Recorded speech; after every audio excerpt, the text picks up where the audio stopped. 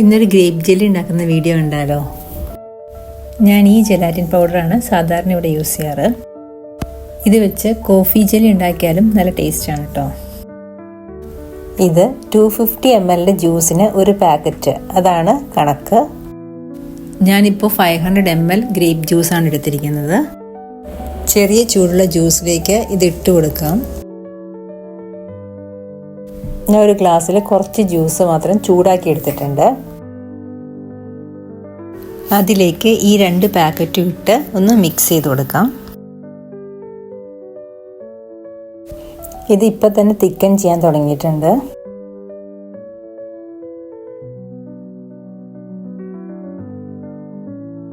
നമുക്കിത് ജ്യൂസിലേക്ക് ഒഴിച്ചു കൊടുക്കാം.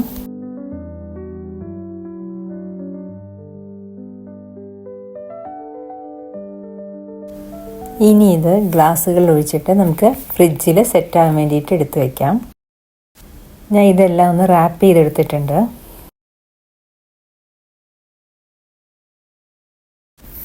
ഞാൻ രാത്രിയിലാണ് കേട്ടോ ഇത് ഫ്രിഡ്ജിലെടുത്ത് വെച്ചത്. ഇത് രാവിലെ നോക്കിയപ്പോഴേക്കും നന്നായി സെറ്റായി വന്നിട്ടുണ്ട്.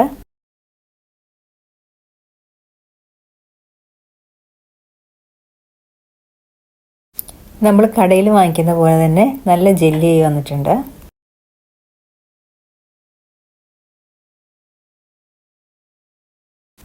പുതിയൊരു വീഡിയോയുമായി വീണ്ടും കാണാം.